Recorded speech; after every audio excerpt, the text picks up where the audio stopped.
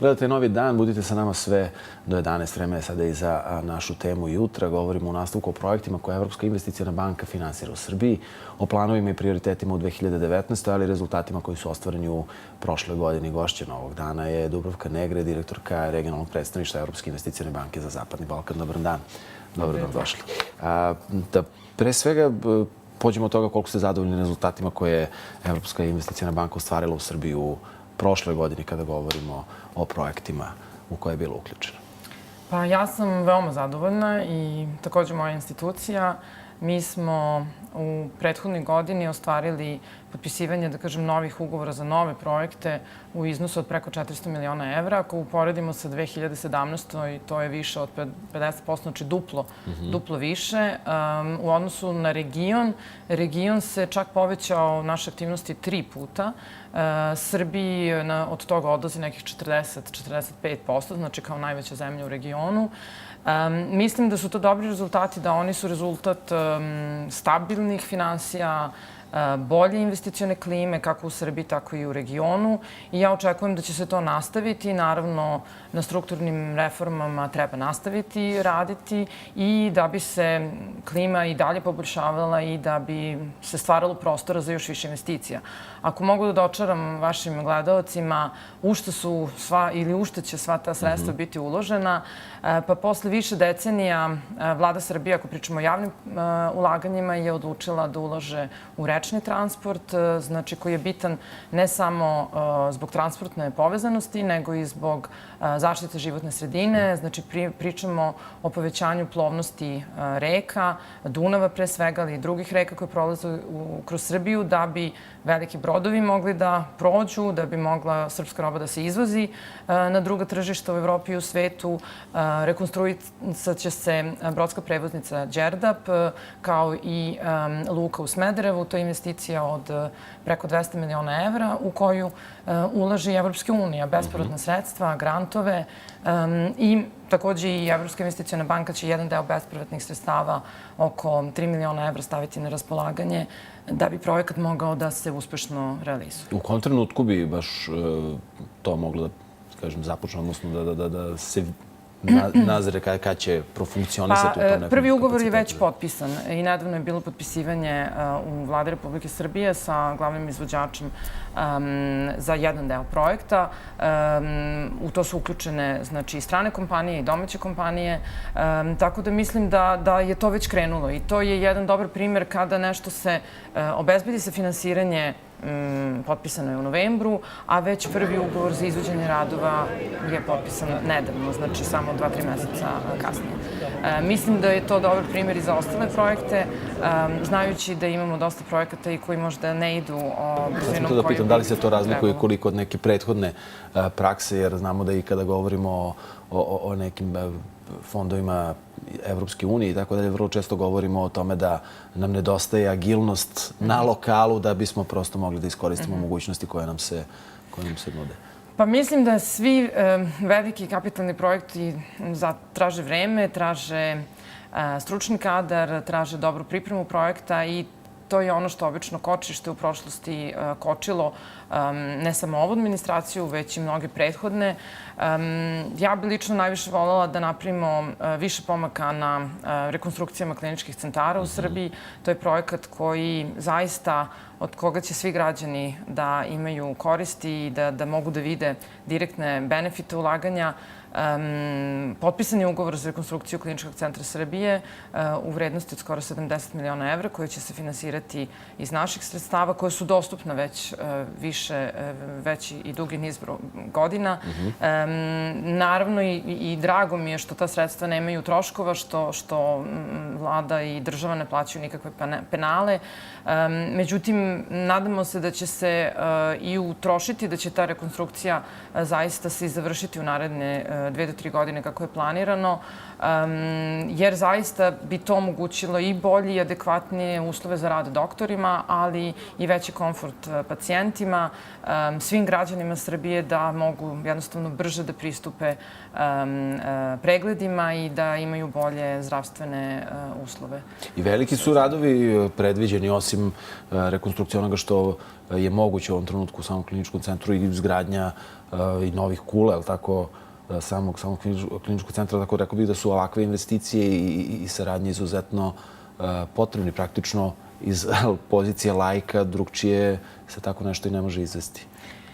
Pa ne može, međutim, da bi se takvi projekti realizovali, prvo je jako bitno planirati, znači napraviti prioritete. Kada pričamo o javnim ulaganjima, to zapravo je nešto što država i lokalna administracija trebaju da urade. Kada pričamo opet o novim ulaganjima u 2019. koji su bitne za građane, moram da pomenem vodosnabdevanje i kanalizaciju koja je gorući problem mnogih opština u Srbiji. Mi planiramo u tu svrhu da uložimo nekih 50 miliona evra u 2019. zajedno sa sredstvima iz budžeta, iz Vlade Republike Srbije. Na to će se nadovezati i jedan iznos bespovratnih sredstava iz naše institucije da bi jednostavno cela konstrukcija bila rentabilnija i prihvatljivija za građane, pre svega Srbije. Pričamo o opštinama na jugu, na zapadu, pričamo o Valjevu, pričamo o Bosilegradu, o Danilovgradu, opštinama koji imaju problem snabdevanja vodom, mnogim drugim, naravno. Da su sredstva koja su planirana za to, planirana za, kako bih rekao, rešavanje kompletnog problema ili za početak? Pa, znate, zavisi od opštine do opštine koliki je problem u pitanju. Naš je cilj da zaista kroz ovu investiciju što veći broj građana dobije pristup pijećoj vodi i tekućoj vodi. To je ono što je, ja mislim, osnovno pravo svakog građanina u 21. veku i pogotovo u zemlji koja je u Evropi na ulazu, tako da kažemo, u Evropsku uniju. Tako da to je jedan zaista od velikih ciljeva ovog projekta. Pričamo, volila bih da pomenem i opštinu Palilula u Beogradu, koja ima cilj, to u saradnji sa gradom Beogradom, to radimo da se izgradi kanalizaciona mreža.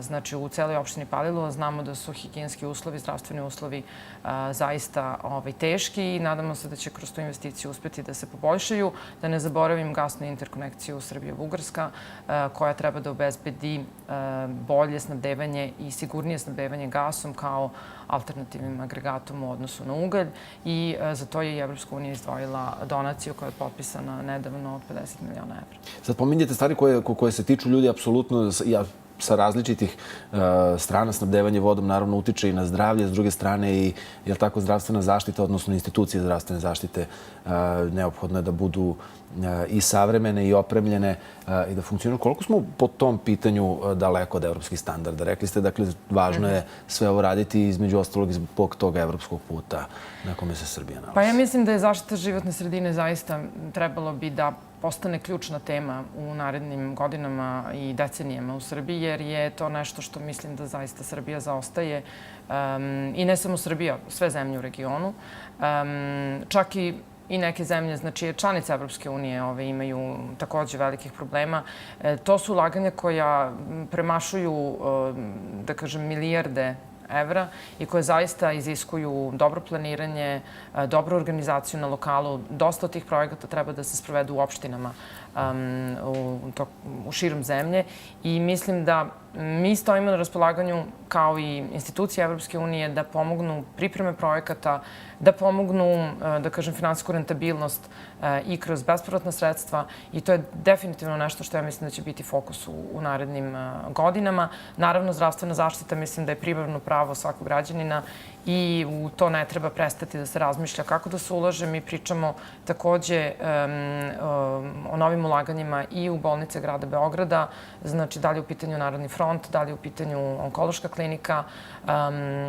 Mislimo da su to sve ulaganja koje su na dugi rok, imaju određenu viziju, a opet iziskuju kadar i stručnost i spremnost ljudi koji realizuju te projekte pre svega u ovoj zemlji i mi im stojimo na raspolaganju da pomognemo, znači i u tom delu realizacije i implementacije i zaista pomaka ima dosta, ali još dosta posla Još i dosta je posla. ispred svih nas. Predsjednik Evropske investicione banke je rekao da je Srbija postigla veliki napredak u građenju dobrih odnosa sa susedima i da je impresioniran posvećenošću vlade, digitalizaciji i modernizaciji. Sad ako, da kažem, pristupimo gledajući kroz neku savremenu prizmu, možemo kažemo digitalizacija i kompletna IT sfera negde možda spada u ovaj domen infrastrukture od koje smo počeli. Je li tako ovaj razgovor? Da li je digitalizacija oblast u kojoj se možda razmišlja kada govorimo upravo o ulaganjima i podršci Evropske investicione banke u budućnosti? Pa mi smo tu da pomognemo sve one prioritete koje javne institucije predlože. Mislim da svaki projekat razmatramo sa ekonomskog aspekta opravdanosti, tehničkog i zaista dobro procenjujemo u koje ćemo projekt ulagati. Bez obzira što imamo u nazivu banka, mi smo neprofitna organizacija i zaista biramo, ako tako mogu da kažem, ulaganja. Digitalizacija je nešto što je zahtev modernog društva i bez koga jednostavno nema napretka. Mislim da je to i Srbija prepoznala i nadležne institucije.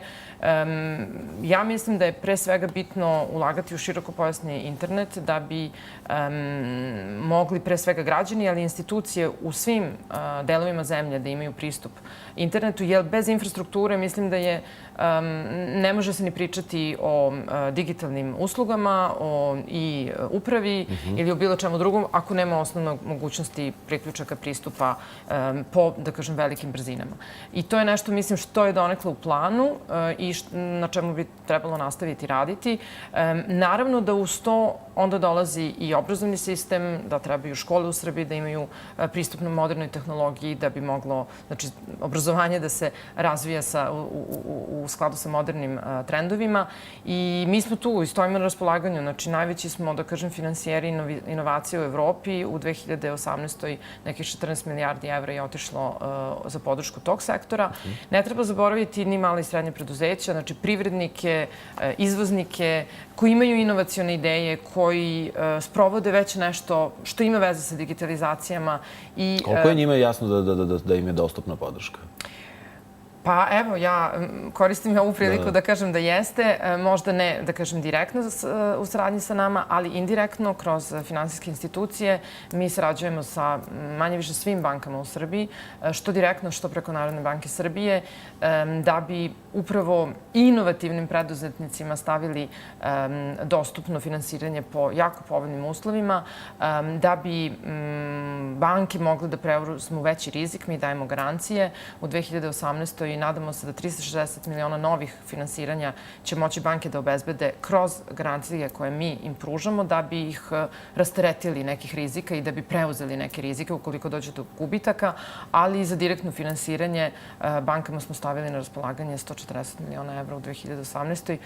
To će se nastaviti i meni je jako drago što veliki deo tih sredstava ima namenu da ode u inovacione sektore. Znači sve ono što je, da li je u pitanju poljoprivreda, da li je u pitanju telekomunikacije, da li su u pitanju proizvodnja, industrija, sve što ima neki inovativnu neku komponentu, a znamo da je digitalizacija usko povezana sa time i mislim da će to biti onako jedan zaista dobar poduhvat i nadam se da će preduzetnici to moći da iskoriste. Šta je sa onima koji, ima ih čini se mnogo, prosto nisu obučeni dovoljno ili ne znam na koju stranu se obrate kad govorimo konkretno o prijavljivanju, pisanju tih projekata, aplikacija? Pa tu najveću podršku daje delegacija Evropske unije i institucije Evropske unije koje kroz bespovratna sredstva pružaju tehničku pomoć i bankama i drugim organizacijama i asocijacijama da mogu jednostavno svi oni kojima su sredstva neophodna da se informišu i da dobiju neophodnu pomoć kako to mogu da urade. Znači, postoji i u Infopoint, i u Nišu, i u Novom Sadu, i u Beogradu, gde mogu zaista da dobiju najadekvatnije informacije, a stojimo i mi na raspolaganju sa našom kancelarijom, sa predstavništvom, pa eto, slobodno se javite. Jasno. Koliko mislite da je u ovom trenutku, sad smo govorili o onome u što je potrebno ulagati da bi u budućnosti to sve funkcionisalo bolje, koliko tu budućnost negde usporavaju ili problematizuju problemi koji još uvek stoje, kao što je restrukturiranje javnih preduzeća, to je i vi ste govorili o tome i dalje bolna tačka Srbije. Pa jeste.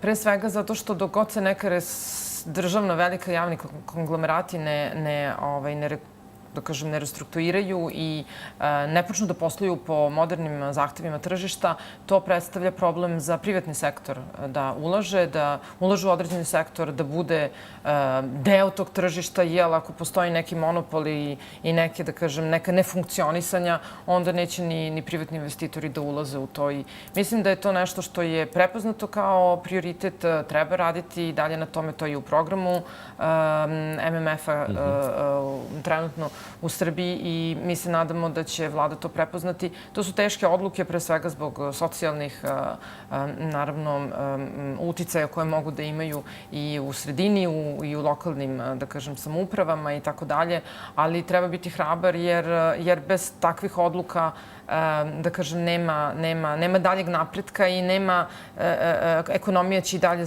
biti zatvorena i neće moći da posluje po nekim modernim kriterijuma i zahtevima tržišta. Jedan od njih je i konkurentnost. Vi ste u jednom razgovoru baš za nas rekli pre 2 godine da bi, na primjer, zemlje regiona bile konkurentnije i bolje prepoznate ukoliko bi zajednički nastupale, zašto je potrebno i da svaka od njih bude politički ili tako stabilna. To je bilo pre skoro 2 godine. Da li mislite i dokle da se umeđu vremenu stiglo upravo po tom pitanju regionu?